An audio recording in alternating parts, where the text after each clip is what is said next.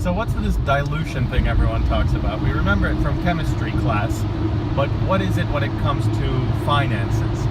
At the end of the day, during a company's funding, through the different rounds that it goes, from initial funding from angels or friends and family, through a series B, C, D, depending on how far you have to go until you get profitable and your profit can actually create organic growth and possibly go to an IPO, you essentially have to take out new money, and each time you take out new money, what happens is you're giving away new shares.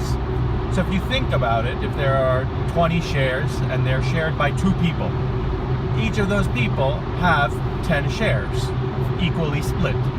That means that each of them own 50% of the company. Let's say 2 investors come in and we give them 10 shares apiece as well. That means there are now 40 shares. And the dilution made it so that the first 2 people had their shares go from 50% of the company to 25% of the company. Now, in theory, as long as the value per share increased more than double, then they are still better off in that second round. So the value of the share is just as important as the amount of the equity delivered to the new investor. And remember, the first set of investors have to think that in the next investment round, if they don't want to be diluted themselves, they will have to buy additional shares by investing in the next round.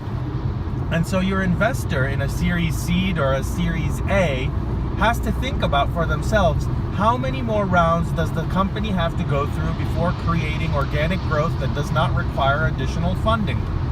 And so they have to think, if it's going to be 3 more rounds at doubling or tripling of the funding in each round, they're going to have to insert their own money in those 3 rounds. So if they're thinking about you, they're not thinking in this one single investment feeling. They're thinking, I'm going to have to invest once, twice, 3 more times to make sure that I'm not diluted into such a small percentage of the company.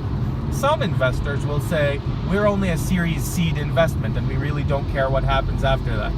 But most investors will say, we're going to do an initial round of 200, a second round of 400, and a third round of 600. And so they're thinking they're going to invest 1.2 million overall in the company to make sure they maintain a 15-20% equity stake in the company through the 3 rounds. That's just a very simple example.